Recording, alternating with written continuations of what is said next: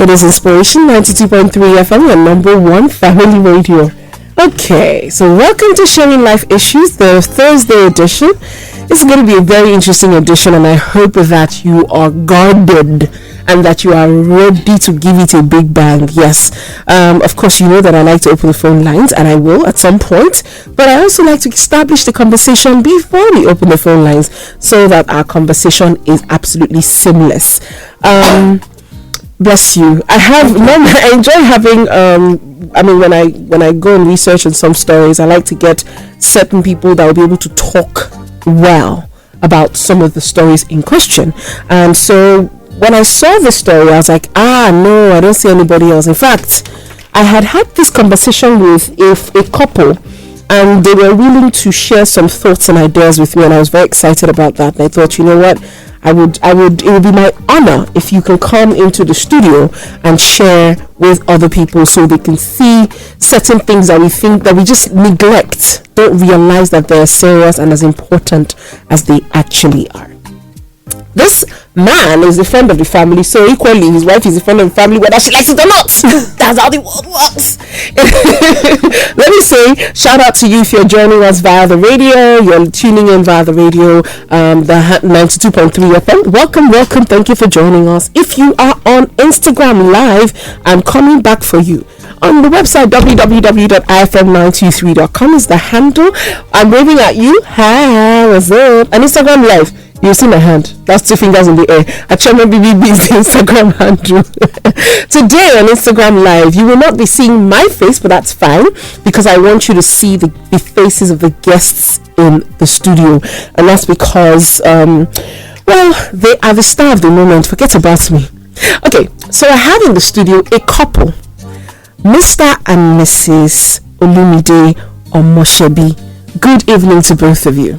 Good evening, Chioma. I'm so glad that you could make it, especially you, Mrs. Omoshebi. I tell you why, because Barrister Olumide Omoshebi, I correct myself, is a lawyer. He's also he also has a show on our station. It's called Just Before You Say I Do. I listen to the show all the time, and his family, and he shares some insights that I find very appealing and very interesting and very like a guidance. Well, you'll ask yourself, so why did you bring the couple into the studio?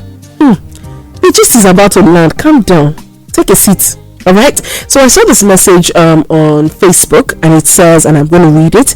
It says, "It is high time the whole world knows, just in case I pass on, so y'all can know my murderer. It's the man I'm married to. He's violent and he abuses me, beats me up over the slightest provocation. I'm done in this marriage. The whole world has got to know this. Tonight, as I came out of the bathroom, he hit my head on the wall, punched my face, my neck, almost snapped my neck, all because I didn't give him money. Everyone is aware. Both families are aware. The whole world has got to know this. I can't take this anymore." When I saw this, I was like, okay, you know what? It's time. It's time we had this conversation. I've had the conversation with this couple in the studio. You'll be wondering yet again, okay, so yes, this is not before the I do. They have said I do. They are inside the something. But I've always wondered, why do women or men, as the case may be, because I just saw another story, I think in a Warrior or something, where a man, his wife beat him so much, cut his nose, cut parts of his body, and left him in a bad state. He's a doctor. The story behind it we will never know, right? But so I always say, when we talk about abuse, I always say it is a two-way street. Abuse happens to men, abuse happens to women as well. It's just that the one for men, a lot of times is more, lots of times women are quick to express themselves. Men are not so much quick to say, my wife is beating me or is abusing me, because when I talk about abuse, I like to think that it's not only physical, it's mental, it's emotional, it's all sorts. Now, before I get Madam to talk, because she's the one I'm going to face real time, let's talk to Oga, Barrister Omoshebi. Why do you do the show that's called Before You Say I Do? Well, I have been handling cases of divorces, separations, domestic violence for about 18 years now. And this past 8-9 years, let me just say the past decade, showcased something. It was rather unbelievable. The rates not doubled but quadrupled. Then we started bearing clients, we started bearing friends lost to domestic violence. And I see that it is the same thing repeating itself in different marriages. There is nothing new. It's just the same issues, the same set of issues. Ecclesiastes says there's nothing new under the sun. But the issue I found was that people were not knowledgeable before going into marriage. So I started this to share the knowledge. So before you say I do, you'll be aware of certain things you ought to know so that you can make an informed decision and probably save you from the consequences of a bad spousal choice. So I'm coming to the lady of the hour, and I'm so excited to have you here. I would like tell us a bit story how you met your wife. Yes. So that she can speak, because when I come to her, I don't think I'm going to come to you for that. Well, I belong to a Facebook group, okay, called Let It Out, and we usually hang out. We hang out a lot, and we had one of the hangouts, and I saw her, and I approached her. That I liked the way she was composed. She was very composed, and I like women that could dance. So we started there slowly. I introduced myself. I asked about her. We had just like a 10-15 minutes conversation. And then there was this movie by Tara G or something like that. What's her name? What's the name? Tara G.P. Henson? Yes, Acrimony. That was the movie that she saw the movie and then just shut down. It was on her Facebook profile. She just fell into a state of depression. So that was when I saw the Facebook post. I was like 2 months after I had met her. Then I invited her out. Okay, let me take you out, and that was where I studied her more, and I was very interested. So, thanks to Acrimony. I'm sorry. What was this about Acrimony? Oh, haven't you watched the movie? Yeah. Well, what was it that got you though? I've been previously married. Okay, so when I watched the movie, I saw a lot of myself in the movie. Okay. I was this woman trying to make ends meet. At a point in time, after my late husband had squandered, his fortune, let me put it that way, his wealth, I was saddled with taking care of the family, my husband inclusive, and even with all of that, there are these occasional punches, slaps, kicks, So when I watched the movie, it kind of got to me again and made me remember how hard we women try. We try so hard to take care of our family, to save our marriages. And there were these 1 or 2 pointers in the movie that just got to me, and I was like, wow. We have entered into the room, the main room of the matter. I saw you just said it in passing that you take some punches, some slaps, some beatings. Oh yes. Let's dial back to when it all started. You clearly were in an abusive relationship, marriage even. Yes. How did it all begin? Okay, let me start like this. Before I got married to my first husband, he's late now. Before I got married to him, during the time of courtship, occasionally I see him get angry, breaks a bottle, beats someone up. Especially he's a guy like himself. He was a bodybuilder. He had strength. So he had strength. So, and he was very prone to violence. He could slap anybody. He could talk to anybody anyhow. So I saw these things once or twice, and then I told each time he does that, I'm like, oh man, stop it. This is not good. Most times he listens. So I told myself, okay, hey, he listens to me. Yes, I can help him. I can fix him. Yes, that's it. I could fix him. So I saw those pointers, but I felt I could fix him. So when we got into the marriage, I was just 6 months pregnant when the first slap came. Sorry, what did you do that warranted the slap? Okay, good. I mean, I left a cup on the table, on the dining table. A cup. I think I took milk or cereal or something that day, and I left the cup on the dining table and took the other plates to the kitchen. Sorry, excuse me. You left cup on the table. Yes. That's what made them slap you. Yes, sir. How old were you when you got into the marriage? Oh, I was quite young. I was 20. So you saw him screaming, shouting, beating other people, but he never laid a hand on you all through that time. Not at all. So that's why you thought you could fix it. Oh yes, I was living in a fairy tale kind of bubble, no violence whatsoever my way. And to top it all, when he's angry or when he's fighting, his workers, his what will I call it? His staff will come over and call mama. Boss has started. So, and when I get there, I'm like, you calm the storm. Yes, yes, sir. I was a fixer now, at least, and I was feeling fly. So I get there and I say, I wasn't doing all this. No, you shouldn't get to this. You shouldn't get. Calm down. You know what? The moment I touch him or talk to him, he sees me, he calms down. That was before we got married. So 6 months into the marriage, or 6 months into your pregnancy. Yes. You get a slap for dropping cup on the table. For leaving, not even dropping, for leaving the cup, not knowing whether I was coming back to pick it up or not. So the moment he slapped you, run me through how you felt or what had happened at that moment where you got the first slap of your life. Okay, it was a shock.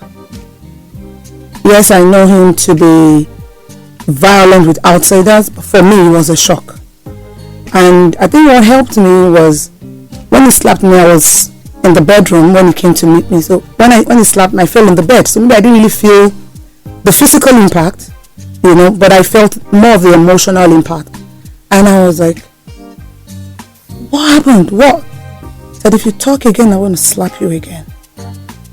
So I kept quiet. You didn't talk? So I did. So I kept quiet. Then after a while, I said, what did I do? He said, how can you leave things on the dining table? You didn't pack the plates. I said, I've packed the plates. I went to the dining table, it was just a cup that had milk in it. And I was like, and that was how it all started. So that happened. Maybe it was a mistake. Maybe he had a bad day. Maybe it was just, somebody just took out his anger. You didn't mean to happen. Yes. I'm sure he begged you after. Oh, that's what I was getting to. He had this funny habit of once he slaps me or once he beats me, he comes back to say sorry. There are times when the physical abuse was so much, not just the slap, kicks, punches. Oh, I'm getting there. The first time he apologized and you just said it was a mistake. Yes, he said, oh, I'm so sorry. I was just angry. I think he said something like he was expecting visitors or something and he felt that the cup shouldn't be there. I said, you could have told me. That was day one. Yes. Fast forward, how long again before you got another hit? He tried about 11 months after. Oh wow, that's a space. Oh, long space. You are a fixer. You could probably fix him in your mind. You fixed that situation. Because let me go back a little bit. When I met him, he smokes. He used to smoke. He used to drink, and I told him I don't like smoke because the smoke affects me. So I thought he stopped. So he stopped smoking around me. He stopped smoking in the house. Even if I get to his office, uninvited or as a surprise, there are times I perceive the smell of the smoke, but I don't see him smoking. He could say, oh, it's one of his friends. So it was later I got to know that he will quickly put it out when he sees me coming, or when somebody tells him Mama is around. So when I saw that, and then coupled with the long stretch to the next beating, I thought, oh wow, lady, you're good. Well, fix it. Oh God, you're good. You could fix this thing. You could fix this man and make him a better person. So, but 11 months down the line, I just had my baby. My baby was like 5 months. Okay. 5.5. There was this particular day there was no light, so we said, oh, let's put mats outside just take the natural breeze. It was around the evening before we put on the generator and all that. So we slept. He had a mattress. I slept with my son outside. But my son slept off. So I was feeding him. I was bottle feeding him. I think along the way I slept off as well. I just put the bottle down. I forgot to cover it. So when he woke up, he started yelling, "Why would you leave the baby bottle uncovered? This, you want me to get infected?" I am like, "Oh, I'm sorry, I dozed off. And definitely I'm going to disinfect it. I'm going to wash it off, before he takes the next meal." And the beating that day was out of this world. The beating was way out of this world, to the extent that he injured my back. You know, it was crazy. When you say he injured your back, I'm sorry, I have to go take you all the way back there, but what are we talking about? How bad? Did he leave a scar? You know, just a wound that healed? No, he left an internal wound that hasn't healed up to now. I constantly have backaches because of that beating. You know, it was that bad that even the doctors thought I wouldn't be able to have children anymore after the first child. But the bone in my back was slightly curved. You know, I'm not able to carry pregnancy. There was a lot of diagnoses and all that and all that and all that. So it was, I mean, for you to know, it was that bad.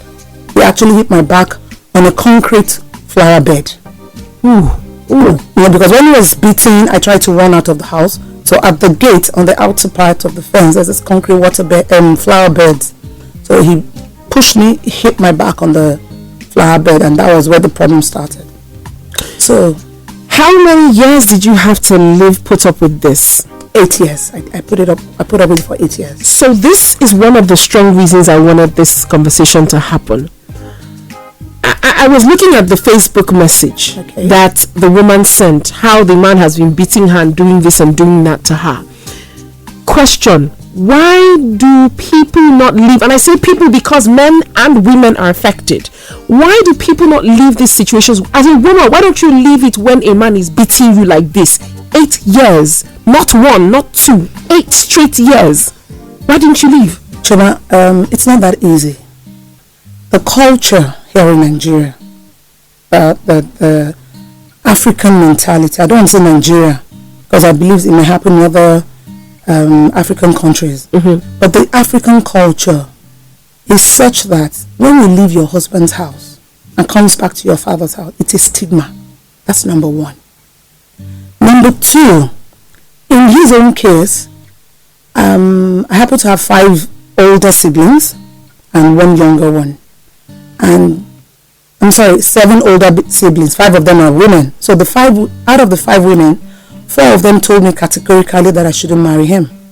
It was just my sister, our firstborn, that stood by me and said, "If that's what she wants, you want her to be playing around, blah blah blah." She said she has met a man, she wants to get married. Why didn't they want you to marry him? My sister says I was still too young. Okay. And there were other plans in the pipeline for me. Okay. But I felt there was no point running around. I see girls on campus, you know, doing all sorts, and I'm like, no, I'm not like that. I was doing earlier than down now. I want to settle down. Yes, it's better. So that was one major reason why I couldn't go back. But on this particular day when he beat me and broke I didn't even know my back was broken yet, but I took the moment it happened while I was still on the floor, and I told him, "I'm leaving you." I told him that I said, "I'm leaving you." The next thing, he carried my son and took him to his mother's place. So I got up, packed a few things with the intention of just going to the mother's place, pick my son, and down all consequences for my parents and just move back. But I got to the mother's place and she was all, you know, begging, apologizing, telling me all the reasons in the book why I shouldn't leave. This is also because when I read that message, the woman said, "My family knows and his family knows." And I found that even more troubling. Okay. Yeah, I know you're just saying, "Chioma, please, phone lines." I'm going to open the phone lines now. And the WhatsApp message portal. Someone says, "This is no longer funny. The way wives, husbands abuse now is alarming. Seriously, I'm no longer interested in a lady I want to marry." Abe, you need to explain why you're not interested in her. 0700-923-923-923 is the number to call us in the studio. 0700-923-923-923. In the studio with me are a wonderful couple. They're an amazing couple. I can tell you that because I've hung out with them and I've seen, their headspace. Barrister and Mrs. Omoshebi. Is Barrister? Look it. Hello, good evening. Hello, good evening, Chioma. Good evening. Welcome to Sharing Life Issues. Peter from Apapa. This is Peter from Apapa. I want to thank the lady and the man in the studio. God bless you. Before I even give my short contribution, in case I know someone, because there's a case around this estate where I stay, where although the situation has reduced, where the boyfriend, I don't even married you, boyfriend and girlfriend, you tell the girlfriend you must not greet this person, you must not do this thing. If the girl does that, you tell her to stretch her hand. You'll be beating her with cane, with belt. There's one time he beat her, she fainted, blood came out from her nose. So it's just a case because I've intervened several times and the situation is getting worse. So which number can they call? That's by the side. Then two, I want to beg ladies out there. Don't say because they have this mindset that he's my first boyfriend. He's the one that is begging me. Because he's the one that is begging me, he's my first boyfriend. I don't want to leave him. He might change. Please, if you are listening to this, especially if you are not yet married, if your boyfriend or fiancé, you've already printed out wedding invitation card, say no. Let him change first. Don't let him change during the marriage. Please, I beg ladies. Thank you. Abusive relationship. Thank you. Thank you very much, Peter from Apapa. The number is 0700-923-923-923. That's the number to call our guest in the studio. Let me take call. Hello, good evening. Hello, good evening. Chiomabbb. Hi, good evening. Tom, is that you? Yeah, Tom Bradley. Thank you for calling. Go ahead. At the moment. Talk to us. Okay, so my contribution, basically I have a friend who has suffered domestic violence. The husband beats her and everything. I was one of those that advised her to be separated. I said, you may not divorce because you still love him and all of that, but you're stuck in the house for a while and you almost died. Please move out of the house and just stay away from him first. At least that's the first move. So I want to advise ladies, basically, move out. If you think you're in love, cultural bondages and all of these things, or you don't want to divorce and all of that, okay, separate yourself first. Move somewhere else. Move with your kids. Save your life first. Then another question I want to ask. Okay. What do ladies really do apart from the psychopath, the crazy men? For the I don't know how to put it. It's a bit sensitive, but let's say the average normal, seemingly normal men that still, because anybody that beats is not normal, so that's why I'm putting in the quote. Okay. Men that do. What do the ladies really do to provoke them that much? She dropped cup on the table. She forgot to carry it. Do you understand? Yes. What they really do so badly that you would lift your hands and brutalize them like animals? Tom, did you hear what I said? I said she dropped a cup on the table. She forgot to pick it up. Okay. That's it. Jesus. That guy is sick. Thank you. Thank you very much for calling, Tom. Oh my goodness. Thank you. Okay, my phones are going off, so I have to take a few calls before we come back to the conversation. Hello, good evening. Hello, good evening. Good evening. Who am I speaking with? This is Adetayo. Thank you for calling. Where are you calling from, Adetayo? I'm calling from Lagos State. Okay, talk to us quickly.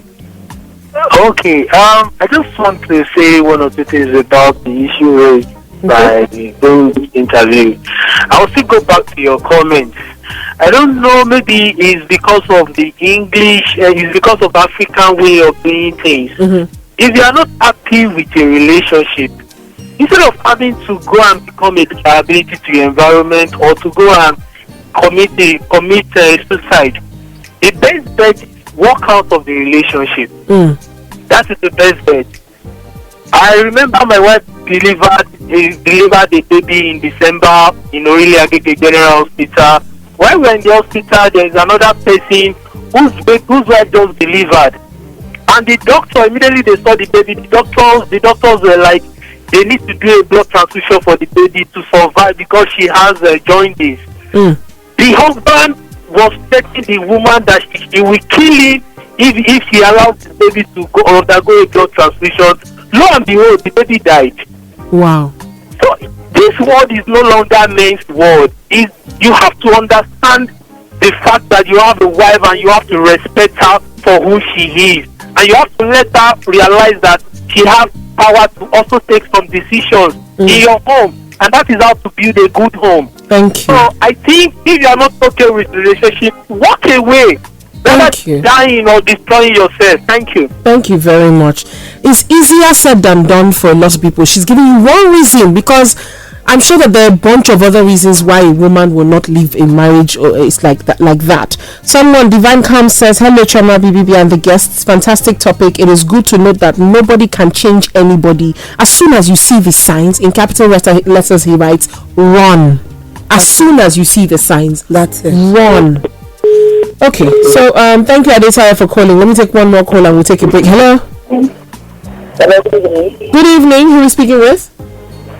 Well, my name is Chiomabbb. Okay, Chimezie, I need you to come closer to your phone because we can barely hear you. Okay, can you hear me now? Yes, but your radio is still high, so turn it down for me too. Okay, it's continue. There we go. Thank you, Chimezie. Welcome, for real. What's your talk to us? Okay, quite interesting, because I was discussing in the family afternoon and almost on this thing. But just a contribution, like you said, it's not that easy to walk away. But just like also the speaker said earlier, knowledge that is one of the reasons. And for me, I will also say, sometimes when you're getting into a relationship, you see these signs, but you tend to ignore it. On both sides, we see these signs, but we ignore it. And when it comes to play out, I think that should be more enlightening for those who are not married. And for those who are married, there's a lot of faith and sacrifice that is required. Thank you so much. Thank you very much, Chimezie. Before we go any further, I want you to look at things from a male perspective. Have you ever been tempted to hit a woman? Well, I dated a lady that slapped me at Sabo bus stop. If you know Sabo intersection, yes. You know it is a very big and public place. She slapped me right in front of everybody. I had to run across the road because it was so. I will tell you for free that some women provoke men. Okay. But the issue is that there are some men that are, whether hot-tempered, quick-tempered, whatever tempered you want to, they are angry. And one of the things you need to do, I was telling, I think at the last show, I mentioned that a few qualities you need to avoid. Number one are proud people, and then angry people, because they hardly hear. When you are dating someone with little self-control, even if you are provoked, I was at a place some time ago and it was a slap. The guy slumped and died from a slap.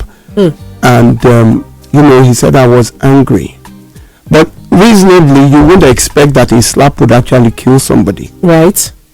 So self-control tells you now with knowledge that you just need to walk away.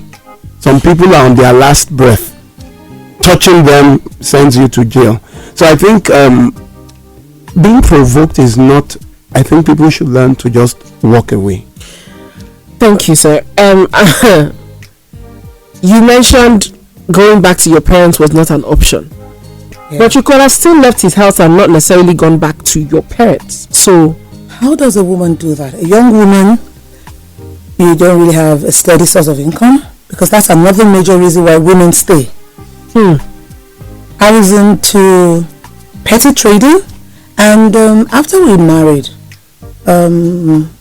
my father insisted that I had to go back to school, because what I had, I went to the Polytechnic, I finished, but my father said no, every child of his must have at least a BSc, not an HND or OND. So I had an NC. I went to the Polytechnic, I did my 3-year course, and I was fine. So my father said no, you have to go back to school. So a wasn't as if I started working. I was doing petty trading, but there was no way that would have sustained me if I didn't go back home. So he clearly beat you through one pregnancy. Yes. Did he ever beat you through another? No. But before and after, yes. Okay, so when you are pregnant, he will save you. Yes. Keep you. The baby was saving your life, basically. Yes. And after that, the beating resumes. His workout. That time, you didn't have. It was gathering muscle back. Okay. And then the punching bag. So you mentioned two things that I really appreciate. One is our African culture that shames a woman for going back home. Oh yes, it's still in existence. Oh yes, absolutely. Shames a woman for going back home. But then if a man left a woman, it was okay. Oh yes. But it's not okay for a woman to walk away from a bad relationship. Not at all. The second thing you have mentioned is that sometimes is that the woman does not have an income to sustain herself. 8 years later, what made you walk away? Oh, well, like I said, because of finances, in my mind, I'd walked away. I'd stopped. As far as I was concerned, the marriage was over by the 5th year, and so I started planning my exit. Gradually, at that time, my mom had died, who I know could have been a better backbone for me. So my mom had died, so I needed to re-strategize. So I started planning my exit. The odd 100 naira there today, the odd 200 naira there, and then 200 naira note was the maximum. Remember? So the moment I had 200 naira to spare from my business, it was good money. So I started keeping the money. The next thing I did was I took all my certificates out of the house. Because very prone to anger, like I said, very destructive. When he's beating, he can destroy the TV, he can hit anything on top of me. He hit me with anything. So I started planning my exit, putting my exit plan into place. I remember on one of the occasions when I'd actually packed my bags, and I was ready. He came home suddenly and saw my packed bags. Oh God, that day wasn't funny. He beat blue black. He beat me. So at the point when the beating became too much, and I'd lost my mom, and I realized that I could lose my life, because after my first son, there's a 3-year gap between my first and my second. Okay. I didn't want to have any kids for him anymore. And then he would change and say he's sorry, is this, it was just frustration, he was angry, blah blah blah blah blah. As a woman, that you feel you love your husband, because that's what covers our faces, veils us from seeing the right thing, doing the right thing. So I started thinking about my kids as well. But the day I realized that if I die, my kids will not just survive, they will suffer. But sorry, the kids. Yes. Some women say I can't leave because of my kids. Oh yes. What does that mean? It means a lot, Chairman. A lot. One, like I told you, if the woman is not financially stable, as a woman, as a mother, there's this compassion, there's this feeling that I don't want my kids to suffer. But if you die, your kids will still suffer. Yeah, but most women don't think that way, and that's what I'm telling you. We don't think that way. We hardly think that way. We feel that when we live with the kids, we're subjecting them to no roof, no father. So they call them a bastard in school. A lot of things. And women are very emotional. Men are rational thinkers, but women are emotional thinkers. So we will have thought about 1,000,001 things, 1,000,001 ways, to condemn ourselves if we leave. I'm going to take another call. Then I have a few questions. Hello, good evening. Hi, good evening. Good evening. You're far from your phone. Can you hear me now? Yes, much better. Thank you. What's your name? Hi, my name is Uche. Hi, Uche. Thank you for calling. Go ahead with your question or conversation. So you asked the question, and I was like, please turn off your radio. Please turn that radio off. Oh, okay. Sorry about that. Thank you. Go ahead. Yes, it's a big deal about the children, because it's not even when a woman is financially able to take care, you keep thinking, how will this affect the children? So some people stay just because of that. I don't know, you may not understand it if you don't have children, but if you do, you keep thinking, how will they respond to this? You know, and then there are situations where the man is actually a very good father. He keeps wondering, yes, like he takes on the children, he provides for them. We can't really fault him as a father, but then he is a horrible husband. So you keep thinking, okay, if I take the children out, am I not doing them bad? Because he's actually good to them. So that's one of the dilemma that makes a woman say, even when it's not, I mean, number one is finances, like, oh, to go and take care of the children. But even when the woman is well-to-do and can afford, you have all these questions going on in your mind about the children. And like I said, especially when you not happen to also be a good father, like, you know, he doesn't harm the children, you know. Thank you, Chioma. Uche, rather, I called you my name. Okay, so good father, bad husband. Terrible husband. Can I please? I've been dying to say something about it. Now, I've been doing this for about 18 years, and I can tell you that I have buried people that lost to spousal violence at least 100. There was a time I was compiling a list over 17 years, people that had been involved in their cases. Now, there is one that lived, well, not too far from my house. They had 4 kids. The man was a good father, but a violent husband. Got so bad that her own older ones, the sisters, I think the mother gave birth to only girls. So the girls, that's her sisters, came one day to pack her load from the house. That's how violent he was. You know, at times he would even bring in women to the house. So the wife just sits outside. And when you say that a great father, what exactly is the great father teaching his son how to be violent to another woman? Paying bills does not make you a great father. Paying bills, I'm sure Hitler, after killing over 3 million Jews, took care of his own children if he had any. Any dictator that, you know, I'm sure they have their own children, but they have been killing and they grow up in that violence. Now, the lady, when the sisters came, 2 of her older sisters were not married.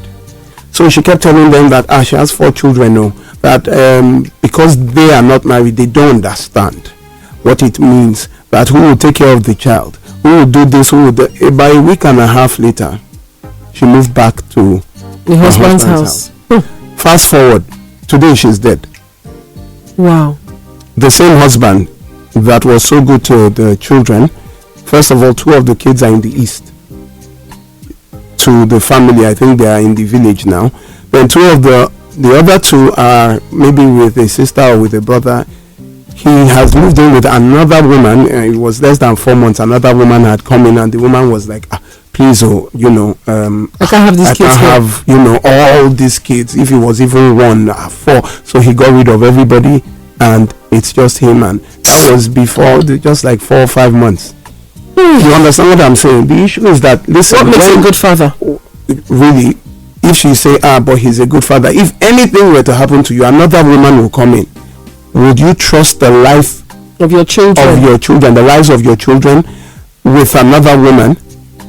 If that woman were alive today, at least her children will be together. 2 are in the east. They're really young. I'm so sad we don't have enough time. You understand? So when you say the father is what exactly? You're a horrible husband. He's a good father. How do you? Those are. How do you correlate it? It's even the same man. Exactly. It's the same man. So how can you be good to the kids and then be horrible to the mother of those kids? You're teaching, like you said, you're teaching the boys to become beaters, as that's what makes a good man. Exactly. You're also teaching the girls that if your husband doesn't beat you, then he's not a good man. And then those children grow up to have inferiority complex. Complex. Yes. I've heard ladies, when I talk to some ladies, I've heard them say, it's my fault. I caused it. That's why I slapped her, and it's okay. Because I have messages. Let me read a few of them because time. I can't believe it's already 9:41. I mean 7:41. 7:41. Don't be angry. Someone says I have a question. Chioma, should, in case you get into an abusive marriage, should you walk out of the marriage in all cases? I mean, every abusive marriage. Yeah, should I please answer? Oh no, wait, don't answer first. Wait, what do you think? Should you walk out of the marriage in capital letters, all cases? I mean, every abuse marriage. When the word abuse comes into it, abuse is constant. When you do something bad, future continuous. Yes, it's constant. If you continually abuse your spouse, I tell such a spouse to please walk away, at least even for a while. Let the man or woman, whichever the case may be, get it into their thick skull that you are not willing to stand by that. And you know the funny thing that abuse is not just physical. Oh yes, sometimes the mental is worse. And verbal is worse. Yes. Okay. Many messages. Okay, thank you very much. You said it's a great topic. Someone says, good evening guys in the studio. It is better to walk for a woman to go back to her parents' house than to the grave. Ademola from Festac. Thank you. Hello, beautiful everybody. Beautiful topic you're all broaching tonight. Your guest story is inspiring. Of a truth, with the way domestic violence is going in marriages these days, it scares me. But I'd admonish young people that are planning to go into marriage, once you notice any foul play, please run to save your life. And as for already married people, please, if you are going through domestic abuse, run. After all, a living dog is better than a dead lion. Thank you. Pastor Ngozi Jeremiah says, kudos and thanks to the barrister that asks my question. How can one identify an angry or proud person before you say I do?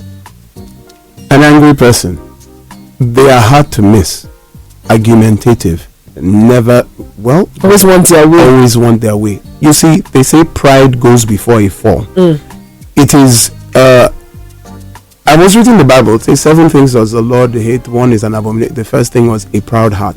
The issue here is that for pride, they never listen. They never apologize. They always have an opinion. They always impose their opinion.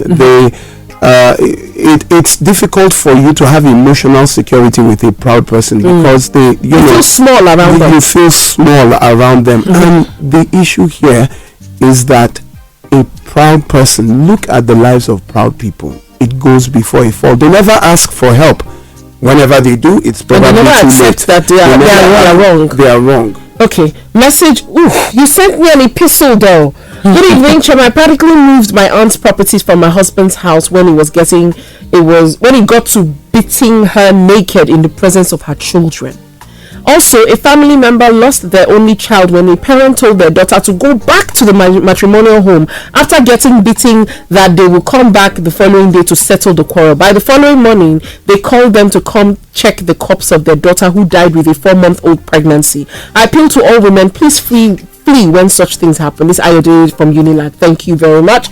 Good evening to you and the guests. Any man that ever raises his hand and hits a woman is not fit to marry. However, no marriage should be sustained in abuse. Singles should please watch out for the signs and never manage their relationship because it's a lifetime journey. This according to Daniel on the road. And the guests in the house, good evening. I salute the courage of this great woman. Better late than never. As for the children, the minds of the children will be abused and eventually become the same as their father. Women should go away with the children so they know that it is not the way to be a husband and a father.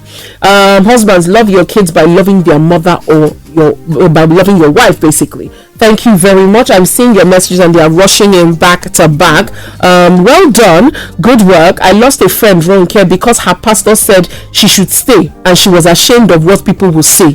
Please don't walk away. Run.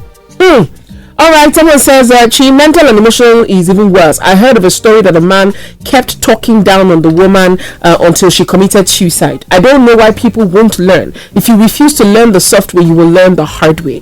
Yes. You left with 3 children. Oh yes, I did. When you left, the day you said 8 years later, okay, I'm doing this, I'm leaving. Have you made the money you were talking about?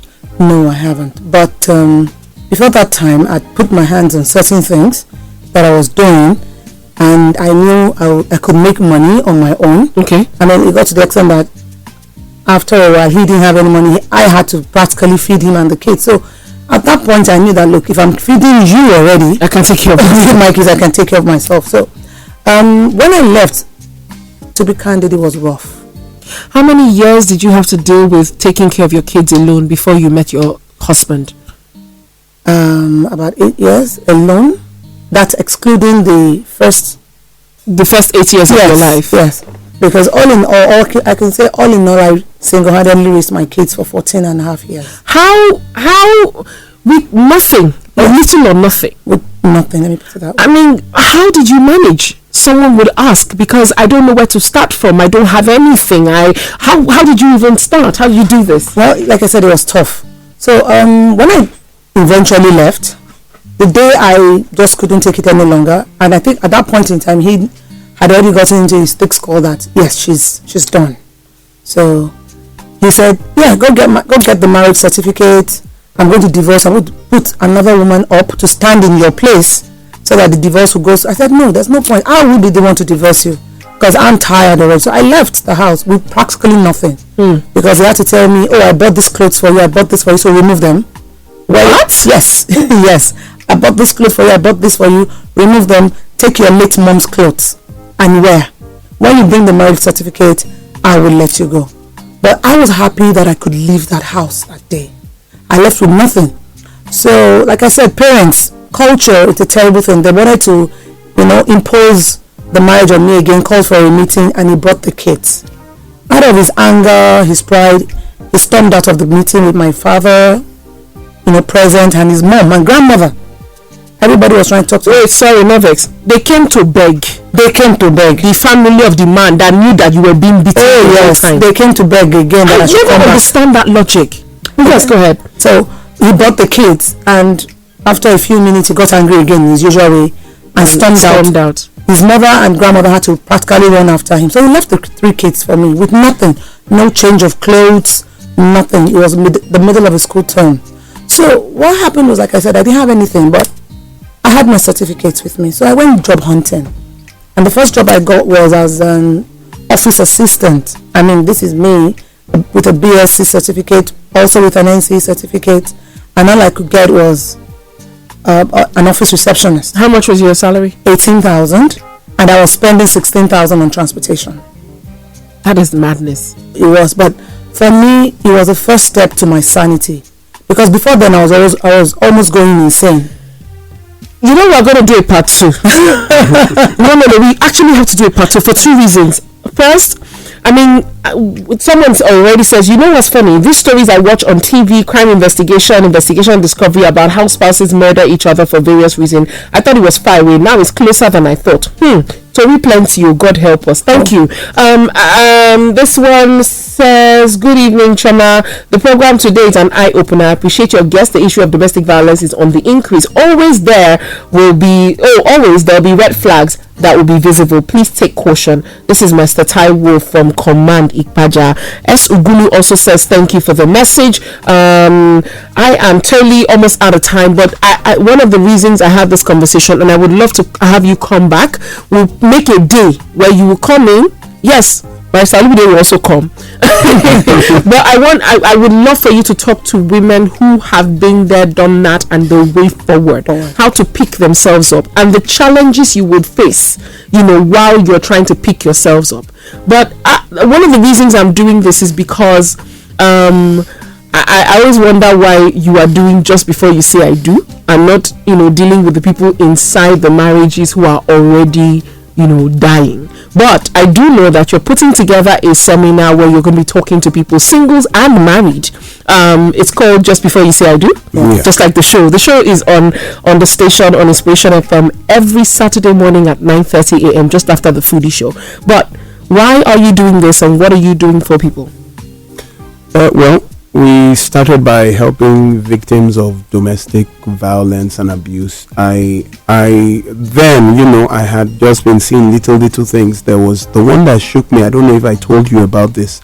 There was this guy that was always, very violent. I told the lady to leave. She didn't. And so one night he got back late and drunk, and then started beating. I think he wanted to probably have sex, and she was like, he was drunk. He just started beating and hit her on the head with something. She started running.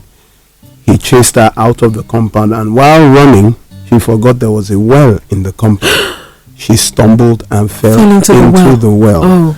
The guy did not raise an alarm, but left her in the well. Oh. And she hung on in the well for 5.5 hours with a broken shoulder, a broken jawbone.